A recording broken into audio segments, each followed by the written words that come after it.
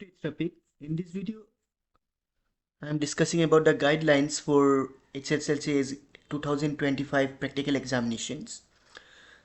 So your practical examination is going to be held on 21 and 22 January. And in some district where now Gonotsav is going on, there it can be 29 and 30 January. তোমালোকৰ practical exam হ'ব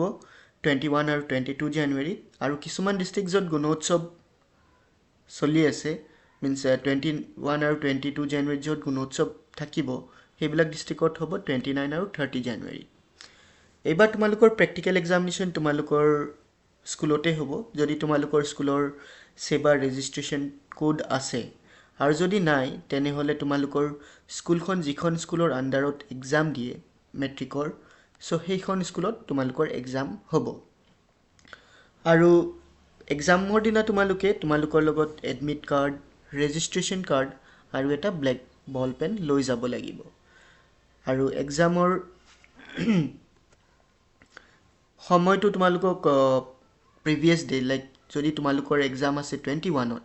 so 20 ত তোমালোকৰ স্কুলৰ main gate ত বা স্কুলৰ notice board ত timing জনাই দিয়া হ'ব normally যিবিলাক সাবজেক্টত ৰিটেন থাকে লিখিব লাগে সেইবিলাক সাবজেক্টৰ ৰিপৰ্টিং টাইম 8:30 হ'ব আৰু কিছুমান সাবজেক্টত যত তোমালোকে hands on means কৰিব লাগে লাইক কম্পিউটাৰ সায়েন্স সেইবিলাক সাবজেক্টৰ টাইম অলপ বেলেগো হ'ব পাৰে কাৰণ কিছুমান স্কুলত এনাফ কম্পিউটাৰ নাথাকিব পাৰে সো হেতু তোমালোকে এক্সামৰ এদিন আগতে খবৰ কৰি লবা তাৰপিছত আহিলে পাস মাৰ্ক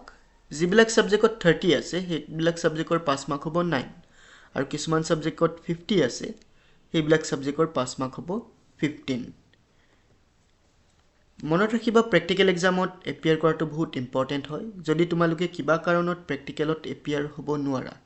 তেনেহলে তোমালোকে আকৌ ৰি এক্সাম দিবলৈ চান্স নোপোৱা সো এনিহাউ প্ৰ্যাকটিক্যাল এক্সামত এবসেন্ট নহবা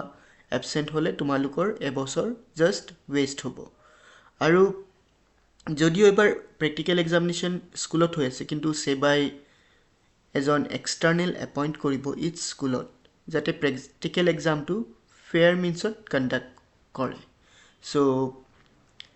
কিবা যদি কৰিম বুলি ভাবিছা নকৰিবা কাৰণ এক্সটাৰ্নেলৰ আগত ধৰা পৰিলে তোমালোকৰ এবছৰ এনেই লোকসান হ'ব পাৰে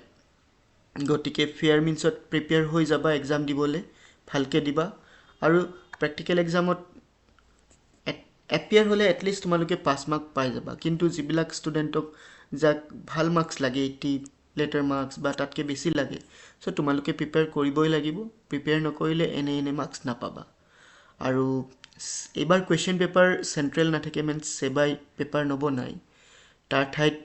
ডিস্ট্ৰিক্ট ওয়াইজ ইচ ডিস্ট্ৰিক্টৰ প্ৰ্যাকটিক্যাল কোৱেশ্চন পেপাৰ বেলেগ হ'ব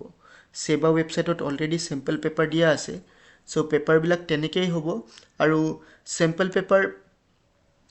और যিবিলাক কোৱেশ্চন আছে এক্স্যাক্টলি সেইবিলাক কোৱেশ্চন এক্সামত নাহে গতিকে তেনেকে টাইপৰ কোৱেশ্চন তোমালোকে প্ৰিপেয়াৰ কৰিবা কিন্তু বেলেগ ষ্টাইলৰো চাবা অকল হেগেটা কোৱেশ্চনে চাই আহিলে হেগেটা নাহিবও পাৰে সো প্ৰ্যাকটিক্যাল এক্সামৰ বিষয়ে ইমানখিনি আছিল আৰু যদি কিবা ইনফৰমেশন লাগে তোমালোকক প্ৰ্যাকটিক্যাল এক্সামৰ বিষয়ে তেনেহলে কমেন্ট সেকশনত লিখিব পাৰা I am always ready to help. Thank you for watching. See you in a new video. Till then, take care and bye.